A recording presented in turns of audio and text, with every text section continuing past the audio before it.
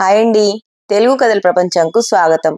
ఇవాళ శ్రీపతి లలిత గారు రచించిన ఇవే నా జ్ఞాపకాలు అనే కథను వినేద్దామండి. ఉదయభానుడు ఎర్రగా ఏడుపు దిగమింగుకున్న నా మొహంలా ఉన్నాడు. పొద్దున్నే అవడంతో ఎక్కువ ట్రాఫిక్ లేదు. శ్రీనగర్ కాలనీలో ఉన్న మా ఫ్లాట్ నుంచి కోంపల్లి పెద్ద దూరం కాదు. నాకే డ్రైవ్ చేయబుద్ధి ఒక క్యాబ్ పిలిచాను. దాదాపు 6 ఏళ్ల తర్వాత బాబాయ్ ఇంటికి వెళ్తుంటే ఏదో భయం, బాధ, రకరకాల అనుభూతులు చుట్టుముట్టాయి. బాబాయ్ అంటే నాన్న తమ్ముడు. నాన్న కంటే 7-8 ఏళ్లు చిన్నవాడు. నా చిన్నతనంలో అందరం కలిసే ఉండేవాళ్ళం. నేను పుట్టినప్పుడు బాబాయి అప్పుడే ఇంజనీరింగ్లో చేరాడు. నాన్న దగ్గరలోని పల్లెటూరులో బ్యాంకులో ఉద్యోగం చేసేవారు. నానమ్మ తాతయ్యలతోనే అమ్మ నేను ఉండేవాళ్ళం. నేను పుట్టగానే ముందు బాబాయే నన్ను ఎత్తుకున్నాడట. అసలు ఆ ఆనందమే వేరని ఎన్నిసార్లు చెప్పాడో లెక్కలేదు.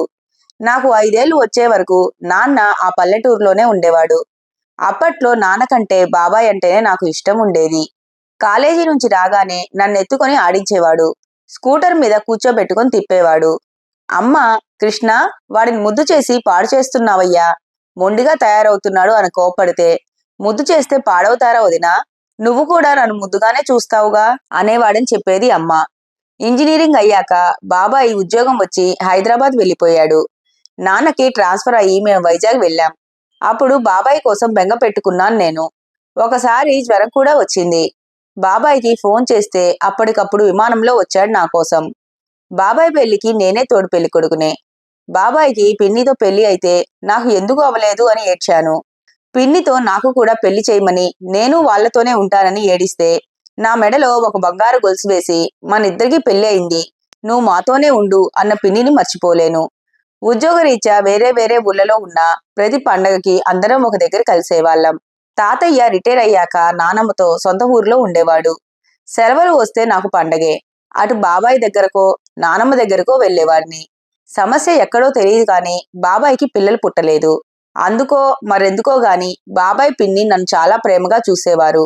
నాకు వాళ్ళ దగ్గర ఎంతో బాగుండేది. ఏదైనా ట్రీట్మెంట్ తీసుకోండి లేదా ఎవరినైనా పెంచుకోండి అని నాన్న అంటే, నాకు వేరే పిల్లలు ఎందుకు అన్నయ్యా, చిన్న నా కొడుకు కాదా అనేవాడు నాన్నతో. పిన్ని కూడా నేనంటే ప్రాణం పెట్టేది. నాకు ఇంజనీరింగ్ ఎంట్రన్స్ లో మంచి ర్యాంక్ వచ్చింది. యూనివర్సిటీ కాలేజ్లో కంప్యూటర్ సైన్స్ లో సీట్ వచ్చిన రోజు బాబాయ్ సంతోషానికి పట్టపగ్గాలు లేవు. అందరికీ మా అబ్బాయికి కంప్యూటర్స్ లో సీటు యూనివర్సిటీలో వచ్చింది అని చెప్పి సంతోషపడ్డాడు. తెలియని వాళ్ళు మీకు పిల్లలు లేరుగా అంటే, చిన్న అవటానికి మా అన్నయ్య కొడుకే కాని వాడు నా వారసుడు అనేవాడు. అమెరికా వెళ్లాలని నా కోరిక నాలో పెంచి పోషించింది కూడా బాబాయే. తనకు అప్పట్లో కుదరలేదని ఎలాగైనా నన్ను అమెరికా పంపాలని పట్టుపట్టాడు. అమ్మా నాన్న పెద్ద ఇష్టపడకపోయినా నేను బాధపడతానని ఒప్పుకున్నారు. అదిగో ఆ అమెరికా ప్రయాణమే నన్ను బాబాయిని దూరం చేసింది. ఎంఎస్ అయిన వెంటనే ఉద్యోగం వచ్చింది.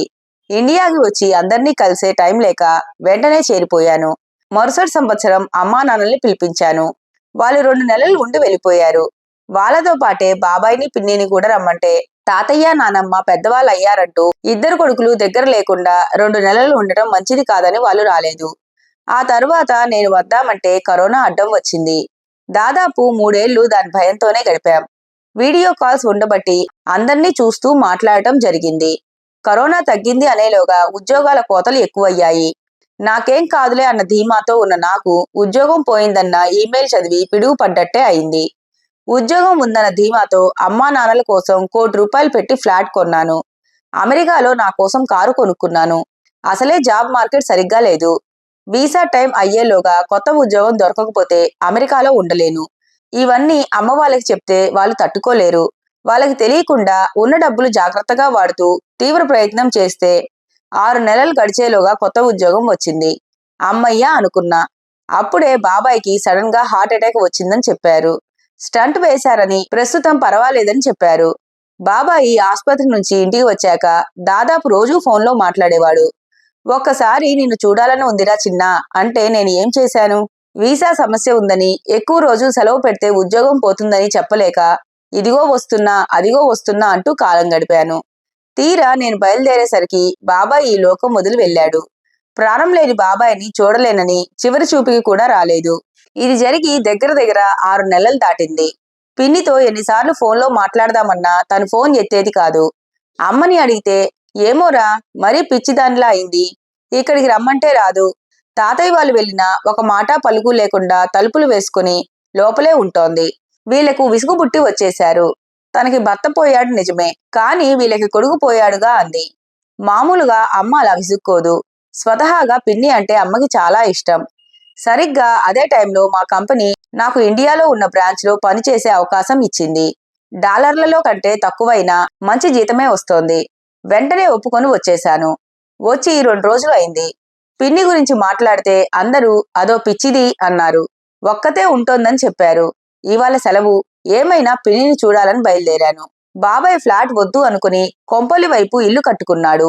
ముందు నుంచి చెట్లు మొక్కలు అంటే ఇష్టమున్న ఇద్దరు ఇంటి చుట్టూ చెట్లు వేశారు.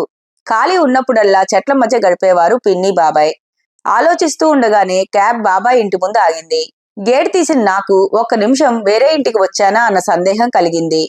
తుప్పుపట్టిన గేటు, వాకిలి అంతా చెత్త, లోపల చెట్లు అన్ని ఎండిపోయి వాడిపోయి ఉన్నాయి. బయట స్కూటర్, కారు కూడా దుమ్ము పట్టి ఉన్నాయి. అసలు వాటిని ముట్టుకున్నట్లు లేదు. లోపలికి వెళ్లి బెల్ కొట్టాను. ఎవరూ పలకలేదు. తలుపులు దబదబా బాదాను, పిన్ని పిన్ని అంటూ. అప్పుడు శబ్దం అయింది. నెమ్మదిగా తలుపు తీసిన వ్యక్తి ఎవరో నాకు తెలియలేదు. రేగిపోయి నెరిసిపోయిన జుట్టు, నలిగి వెలిసిన నూలు చీర, మొహమంతా ఉబ్బిపోయి చూస్తే భయం వేస్తున్న ఆవిడ ఎవరూ అంది. ఇక్కడ మా పిన్ని ఉండాలండి, ఇప్పుడు ఎక్కడ ఉన్నారు అన్న నన్ను చూసి చిన్నా అంది. నేను తూలి పడబోయాను. చడుక్కున పట్టుకుని లోపలికి రా అని ఇంట్లోకి నడిపించింది. కుర్చీలో కూర్చున్న నేను పిన్ని వంక చూస్తే నాకు అంతా మసకగా ఉంది. కళ్ళు నులుముకుంటే కళ్ళనీరు తగిలింది. నేను ఏమీ మాట్లాడలేదు. పిన్ని కంగారుగా మంచినీళ్ళు తెచ్చి ఇచ్చింది. తాగుదామనుకున్నా కాని ఒక్క ఊక తాగేసరికి కొరపోయింది. దగ్గుతుంటే తల మీద చెయ్యి వేసి తడుతూ అమ్మ తలుచుకుంటోంది అంది. నేను ఆ చెయ్యి పట్టుకుని లేదు, బాబాయ్ తలుచుకుంటున్నాడు అన్నాను. పిన్ని ఏమీ మాట్లాడలేదు. ఆమె కంటి వెంట చుక్క నీరు రాలేదు. ఇద్దరము అలా మూగగా ఉన్నాం. గేటు కిర్రుమని శబ్దం అయింది. మల్లమ్మ లోపలికి వచ్చింది. చాలా ఏళ్ల నుంచి వాళ్ళింట్లో చూస్తుండటంతో మల్లమ్మకి మేమంతా తెలుసు. చిన్నబాబు బాగున్నావా, ఎప్పుడు వచ్చావు నవ్వుతూ పలకరించింది. నేను సమాధానం చెప్పకుండా ఇల్లు ఇలా ఉంటే బాబాయ్ ఊరుకుంటారా మల్లమ్మ, ఇంత చెత్తగా పెట్టావేంటి, నువ్వు చీపిరి తీసుకొని ఊడిస్తే నేను కవర్లోకి ఎత్తుతాను అంటూ వంటింట్లోకి వెళ్లి చెత్త ఎత్తే కవర్ తెచ్చాను. 6 ఏళ్లైనా వాళ్ళ ఇంట్లో ఏ వస్తువు ఎక్కడ ఉంటుందో నాకు బాగా తెలుసు. పిన్ని ఏదో అనబోతుంటే నేను రాత్రి కూడా ఏమీ తినలేదు, ఆకలిగా ఉంది, తొందరగా వంట చేస్తే భోంచేద్దాం అంటూ బయట పనిచేయటానికి వీలుగా ఉండే బట్టలు మార్చుకుని బయటికి నడిచాను. నేను మల్లమ్మ దాదాపు గంటసేపు కష్టపడితే సుమారు 10 బస్తాలకు సరిపడా ఎండు ఆకులు కొమ్మలు వచ్చాయి. రేపు చెత్త తీసి ఆయనకి పైసలు ఇస్తే తీసుకుపోతాడులే చిన్నబాబు, లోపలికి పదండి, ఎండ బాగా వస్తోంది అంది ఎర్రబడ్డ నా మొహం చూసి. పని చేస్తున్నంతసేపు మల్లమ్మ కబుర్లు చెప్తూనే ఉంది. అన్నీ పిన్ని బాబాయ్ గురించే. లోపలికి వెళ్లేసరికి పిన్ని స్నానం చేసి వంట చేస్తోంది. నేను కాళ్ళు చేతులు కడుక్కొని వంట ఇంటి యువతల ఉన్న డైనింగ్ టేబుల్ దగ్గర కూర్చొని మొక్కల ముచ్చట్లు మొదలుపెట్టాను. ఏవి ఎండిపోయాయి, ఏవి కొత్తవి తేవాలి, ఏ చెట్ల కొమ్మలు సరిగ్గా కొట్టించాలి అంటూ మాట్లాడుతున్న నన్ను విచిత్రంగా చూసింది పిన్ని. మౌనంగానే వండినవన్నీ బల్ల మీద పెట్టింది. ఆలుగడ్డ వేపుడు, మామిడికాయ పప్పు, చారు, అన్నం. అబ్బా, మామిడికాయ పప్పు, ఇందులోకి ఊరమిరపకాయలు వేయించలేదేం, నువ్వు కూడా పెట్టుకో అన్న నన్ను చూసి నేను ఇవన్నీ తినటం మానేశాను. ఒక్క మజ్జిగ అన్నం మాత్రమే, అది ఒక్క పూటే అంది పిన్ని. నేను ఏమీ మాట్లాడకుండా తినటం మొదలుపెట్టాను.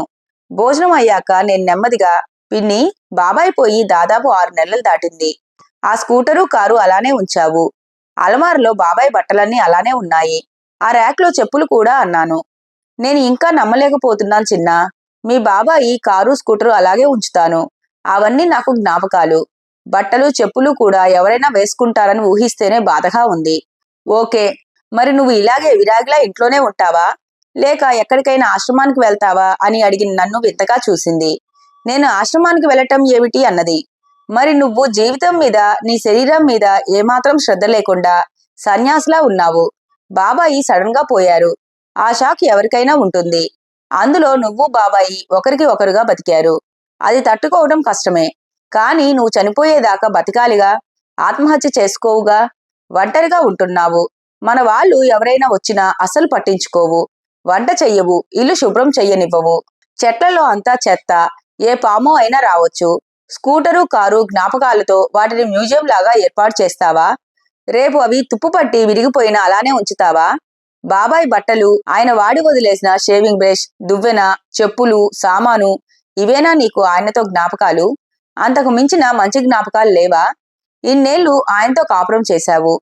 ఆయనకి ఏమిష్టమో తెలీదా నీకు? నువ్వు ఎలా ఉంటే ఆయనకి సంతోషమో తెలీదా? ఆయన పోతే ఇలా అన్ని వదిలేసి సర్వసంగ పరిత్యాగిలా ఉంటే ఆయన స్వర్గం నుంచి నిన్ను సంతోషంగా చూస్తాడా? లేక బాధతో ఆత్మ ఇక్కడిక్కడే తిరుగుతుందా? నాది కోపమా, ఉక్రోషమా, దుఃఖమా నాకే తెలీదు. అది పిన్నికి కూడా అర్థం కాలేదు. నా వంక అయోమయంగా చూస్తూ నా భర్త పోతే బాధపడటం తప్ప ఆయన జ్ఞాపకాలు నాతో ఉండాలనుకోవటం నేరమా అన్నది. ఆయన జ్ఞాపకాలు ఉండాలి, అవి నీలో బ్రతికుండాలి. కాని ఆ జ్ఞాపకాలే నీకు దుఃఖాన్ని, అనారోగ్యాన్ని, చావును ఇస్తే అదే నా ఆయనకి ఇష్టం. మాకు నిన్ను చూస్తే బాబాయిని కూడా చూసినట్లు ఉండాలి. ఆయన జీవితంలో ఏమి సాధించాలి అనుకున్నాడో అవి నువ్వు సాధించాలి. నేను మీ పిన్ని అర్ధనారీశ్వరులం అనేవాడు బాబాయ్. ఆయనకి పేద విద్యార్థుల్ని చేరదీసి లెక్కలు, ఇంగ్లీషు చెప్పటం ఇష్టం. నువ్వు అవి చెప్పలేకపోతే మనిషిని పెట్టి చెప్పిద్దాం. బాబాయికి చెట్లు పచ్చగా ఉండటం ఇష్టం. నువ్వు చేయలేకపోతే మాలిని పెడదాం. నువ్వు సంగీతం పాడితే ఇష్టం. ఒకవేళ నువ్వు పోయి ఆయన ఉండి ఇలాగే ఇల్లు ఉంచి నీలాగా విరాగిలా ఉంటే అవే నా జ్ఞాపకాలు అని ఆగాను, రంగులు మారుతున్న పిన్ని ముఖంలోకి చూస్తూ. ఏమీ మాట్లాడకుండా రూంలోకి వెళ్లి తలుపు వేసుకుంది పిన్ని. నేను కామ్గా ఇంకో రూంలోకి వెళ్లి నిద్రపోయాను. ఒళ్ళు తెలియకుండా నిద్రపట్టింది. నిద్ర లేచి చూస్తే ఒక్క నిమిషం నేను ఎక్కడ ఉన్నానో అర్థం కాలేదు. మంచి ఉల్లిపాయ పకోడీ వాసన వచ్చింది. పిన్ని స్పెషాలిటీ అది. పిన్ని, పకోడీ చేశావా? వంటింట్లోకి దాదాపు పరిగెడుతూ వచ్చి నన్ను చూసి నవ్వింది. వాసనకి లేచావా? ముఖం కడుక్కొనిరా, ఇద్దరం పకోడీ, టీ తీసుకుందామన్నది. నీకు కోపం రాలేదా? ఆశ్చర్యంగా అన్న నన్ను చూసి, కోపం ఎందుకు? బుద్ధుడికి జ్ఞానోదయం అయినట్లు నీ బోధనలు విన్నాక నాకు జ్ఞానోదయం అయింది. నేను ఆలోచించాను. నిజమే, మీ బాబాయి జ్ఞాపకాలను పదిలంగా ఉంచుకోవాలంటే ఇలా చెయ్యక్కర్లేదు. తిన్నాక అన్నీ సర్దుదాం. బట్టలు, మిగిలిన వస్తువులు కూడా పేదవాళ్ళకి ఇచ్చేస్తాను. నీతో వచ్చి కొన్నాళ్ళు మీ ఇంట్లో ఉంటాను. వస్తూ అత్తయ్యని, మామయ్యని కొన్ని రోజులు ఇక్కడికి తీసుకువస్తాను. బాబాయి సంవత్సరీకంలోగా ఇల్లంతా బాగు చేయిస్తాను. మళ్ళీ చెట్లన్నీ పూలు, కాయలతో కలకలలాడేలా చేస్తాను.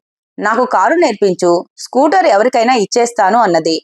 ఆపకుండా చెప్తున్న పిన్ని వంక చూసి, పిన్ని, నిన్ను బాధ పెట్టానా అని అడిగాను. కొంచెం కఠినంగా చెప్పావు. అప్పటికి కానీ నాకు అర్థం కాలేదు. నీలాగా నాతో మాట్లాడే స్వతంత్రం నేను ఎవరికీ ఇవ్వలేదు అని అర్థమైంది. నువ్వన్నట్లు నాకు భర్త పోయాడు నిజమే. కాని తాతయ్య, నానమ్మలకి కొడుకు, మీ నాన్నకి తమ్ముడు, మీ అమ్మకి కొడుకులాంటి మరిది పోయాడు. నేనే ఆ షాక్ నుంచి తేరుకోలేక అందర్నీ దూరం పెట్టి మూర్ఖంగా ప్రవర్తించాను అంటున్న పిన్నిని దగ్గరికి వెళ్లి హత్తుకున్నాను. అప్పుడు ఏడ్చింది పిన్ని. తెరలు తెరలుగా మొదలయ్యి ఉప్పెనగా ఏడ్చింది. కడుపులోని అగ్నిపర్వతం బద్దలయ్యి దుఃఖమంతా లావాలాగా బయటికి తన్నినట్లుగా ఏడ్చింది. మొగుడు పోతే కళ్ళనీళ్లు పెట్టుకోలేని ఆ రాక్షసి అన్న నానమ్మ మాట గుర్తొచ్చింది. చుట్టూ చేయి వేసి, పిన్ని, నేను మీ కొడుకుని, ఆ ఒక్క సంగతి గుర్తుంచుకో చాలు అన్న నన్ను చూసి నెమ్మదిగా తేరుకొని ముఖం కడుక్కొని వచ్చింది. ఇంక నేను మీ బాబాయి ఎక్కడున్నా సంతోషంగా ఉండేటట్లు బతుకుతాను. నా సంగీతం క్లాసులు మొదలు పెడతాను. పేద పిల్లలకు చదువు చెప్తాను. ఇంకా ఏమైనా చెయ్యొచ్చా ఆలోచిస్తాను. మీ బాబాయి జ్ఞాపకాలు మనసుకు హాయిగా ఉండేవి మాత్రం గుర్తు చేసుకుంటాను చెప్తున్న పిన్ని వంక ప్రేమగా చూసి, ఇవన్నీ కూడా బాబాయి జ్ఞాపకాలే పిన్ని, సంతోషంగా అన్నాను.